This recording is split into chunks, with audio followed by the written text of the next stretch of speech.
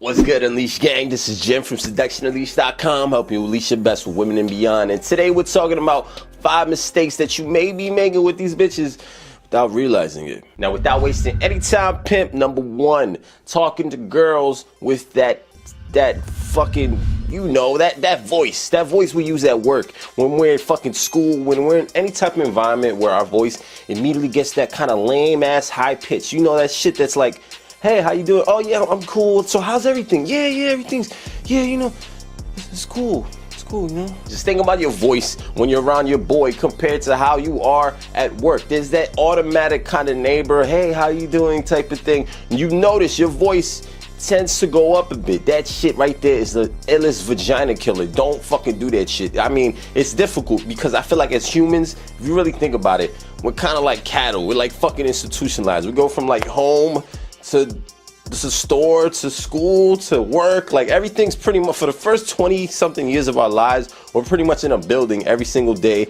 in a place where we can't necessarily act up. If you act up, you're fucking reprimanded. So it kind of trains you to start to naturally be like, hi, hey, how you doing? So in order to supersede, that's the thing. If you look at the most dudes in those type of environments that are kind of rigid and stiff, the dudes who have the most success are the guys who can kind of supersede those boundaries from just random casual, hey, how are you talk, into more playful, natural, flirty kind of talk, which is kind of difficult, especially now. Everyone's paranoid because of the Me Too movement. You're not trying to slap bitch on the ass, you know, at work and get hit with a, you know, Me Too charge. Shit wouldn't be fun. Not that I'm even into advising you to get women at work. I don't feel comfortable having women in a place of my hustle. I feel like you need to there has to be some boundaries in life. Like, I didn't come up here using my real full name and last name. I just feel like I like to have boundaries between certain things in my fucking life. Number 1 way to improve this is to just try to keep your voice tone low. Now, it's okay if you're high energy, that's cool, but you notice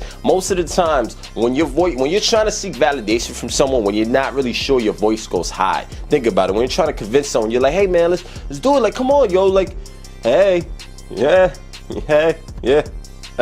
This type of shit even applies to any, it's a universal thing across all cultures. For example, if you're in the hood and some dude pulls up to you with a gun, most motherfuckers in the hood are probably gonna naturally be like, chill, bro, chill. Just your fucking voice is just gonna be like, chill, nigga, chill.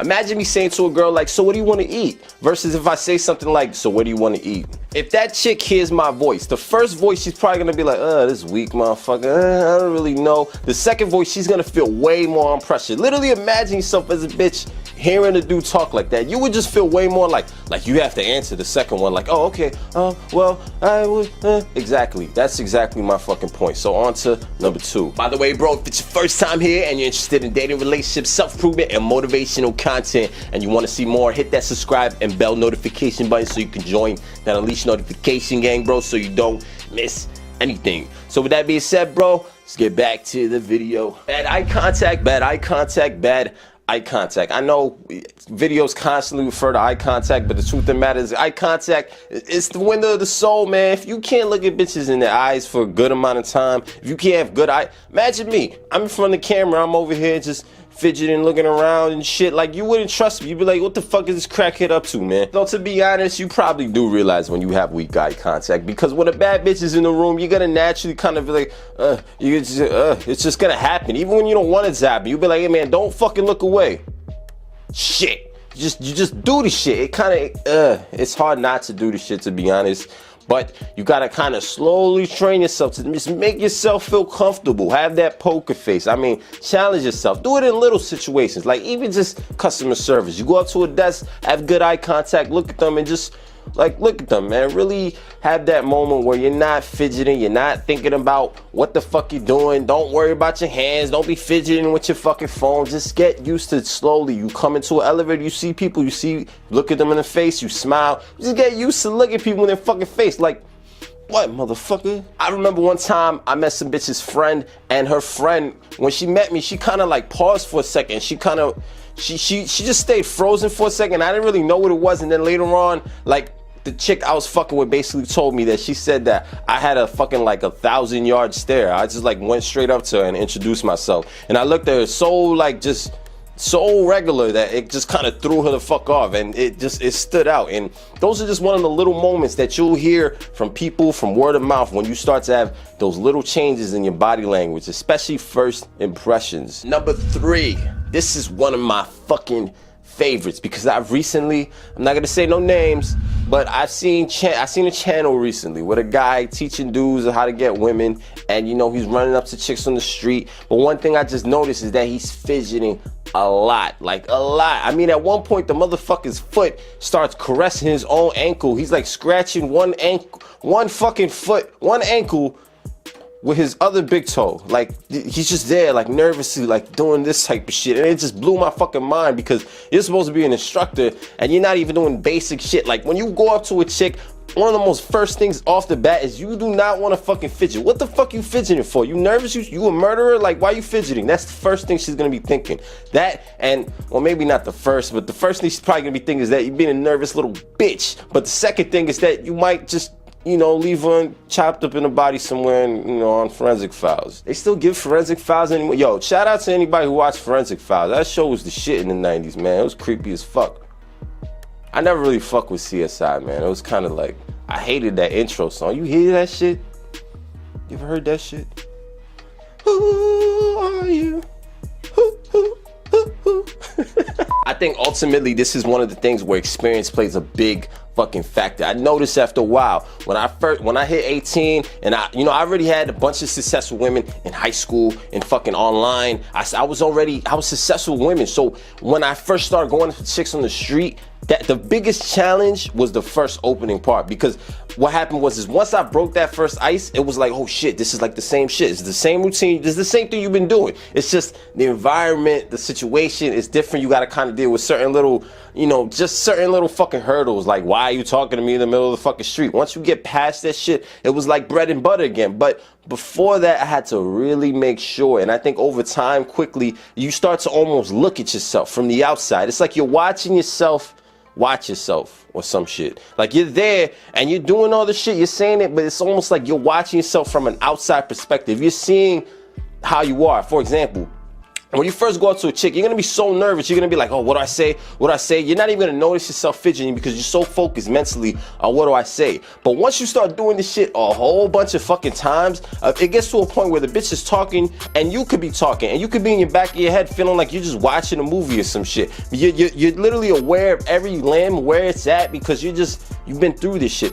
So since you've been through it so much, it's almost like when you do some shit a bunch of times. For example, you may be walking or you may be driving. You drove through the same area so many fucking times. At one point, you might just drift off and be thinking of some completely different shit for 40 seconds. Next thing you know, you're at home or some shit, and you're like, damn, like, I just drove all that shit and I didn't even crash, but I didn't even realize I wasn't even conscious of the fucking shit, because it's almost an unconscious thing. So when that happens, it's a great fucking feeling, because you're like, shit.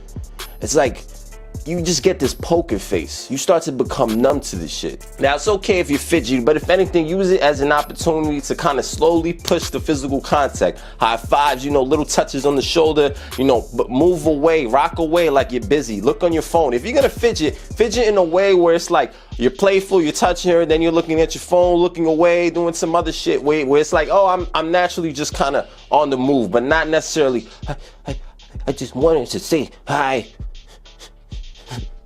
Don't reject me. Number 4, not moving the interaction, B. This is one of the newbie favorites, because dudes who aren't good with bitches, the moment they get a moment to just be like, hey, like, she laughs at some joke about some shit. Maybe she says she's interested in soccer, and you made a soccer reference. How about how you went to soccer once time with your parents, some shit. Maybe you went on a trip somewhere, you went to something where she relates to, she's laughing, and then you keep dragging it until it's just a dead horse beating on the ground sickly, just and you're there beating the shit. Just stop talking about the shit. If you're on a good subject, if you're in a good moment, you're in a good location, you're at a coffee shop, think, I'm in a coffee shop, let me move this bitch. Maybe I could take her to that sex shop down the street. We could check out some cool toys right after we got done having a drink or some shit. Think outside the box. Don't just be, there's nothing worse than that. There's nothing worse than that. Matter of fact, I seen a an infield video where a dude stopped the chick, right? Okay, and the set actually went well. She was actually totally into him. He stopped her in front of a store, and people were literally like 5 feet, 2 feet in front of the door. People were literally getting out the fucking place and having to move around them because he was just there cold approach and stopping her right there. And it was just killing me because it was like, dude, just grab her fucking hand and be like, hey, there's people in the way, let's go over here, and just post up on the wall, put your back against the fucking wall, have her facing you. Little shit like that, it's like unconscious after a while. Yet a lot of motherfuckers, it's not that it's a lost art, but it's like a lost art. Those little fucking things, they matter, man. Don't stay in the same place forever. Don't stay on the same, like, yeah, it's going great. That's a perfect reason why you should end the shit. So you end the shit on the highest note possible, or you bounce her from location to location to location. Don't just stay on the same string. Hey, you taking her out on a date, that doesn't mean you have to only go out to eat. You can go sightsee. You can go and never stay in one place forever, man. At least starting out early on, because you trying to get as much experience as possible to where she thinks back and she's like, wow, we went there, and then we went there, and then we went there, and then he fucked my pussy, and it all seems so magical, even though it only happened in like an hour, but it seemed like a lot at the time. And that's how you hustle these sucker hoes. Number 5. All right, man, it's time to get serious. This right here, not standing on your beliefs. This ultimately, first of all, not only is it not gonna get you fucking laid, because bitches don't respect motherfuckers who agree with them anyways, but not only that, but it's just gonna take something from your soul. How does it feel simping and cooning? I mean, a lot of motherfuckers do it. Clearly, it doesn't bother people too much. All you gotta do is go on any social media site, look in any bitch's comments, and you'll see a whole line of that shit. I mean, motherfuckers would be 45 years old talking about, bitch, I will lick you after you just had a workout. I don't even want to think of any of these fucking gross ass shit I've seen and I read, and it's like, they're joking, but they're not joking. If a chick does not agree with something that you don't agree with, now here's the thing, I'm not into arguing politics and religion and shit, especially like on a first fucking date. Like, what's the point of that shit? There's no purpose. But at the same time, if there's little moments, it doesn't have to be that serious. It could be something little, like maybe I used to smoke cigarettes. I stopped. But I used to smoke cigarettes since a lot of times bitches used to give me shit. And you know what I used to do? I used to not give a fuck. I'd be like, hey, if you don't like smoking cigarettes, then you can stand over there. And a lot of times they would. And it would be this passive aggressive kind of showdown or whatever, but at the end of the day, they still ended up sucking the D. And that's all that matters. Bitch, I don't give a fuck if you don't like the cigarettes, bitch, move. I mean, to be fair though, like, I didn't even like the smell of cigarettes. I used to smoke this shit. I hated this. I used to smoke this shit, and when the fucking smell would hit my nose, I would get angry. So I don't really blame these hoes for that. That being said, there's nothing worse than simping and fucking agree buddies. That's how we get to the point where these bitches will have these mindsets where they're almost shocked at certain things that happen, because they're like, they've been getting told their whole life by so many simps one thing, that when someone is actually telling them the reality, they're like, their whole reality comes crashing down, and that's irresponsible, man. It takes a village to raise a hoe. So if y'all telling all these crazy bitches a bunch of shit, and you're not standing on your beliefs, and you're just molding like, oh yeah, he shouldn't have done that. What a pig. You fucking simp motherfucker, you. Stand on your motherfucking beliefs, man. She's just a girl. What she's gonna do? She's gonna peel her pigtails down and yell for the police. I mean, that's pretty scary, but fuck that. She's just a girl. We ain't know, man. Listen, I just seen a prison documentary the other day, okay? I ain't scared of no bitches. So if you enjoyed that kick-ass video and you want to see more on dating, relationship, self-improvement, and motivational content, start now by hitting that button right there so you can join that Unleash notification gang, bro. And hit that video right there if you want to continue your journey into pimpage and beyond. So with that being said, bro, Unleash your best, and remember, until next time, confidence is bred by competence.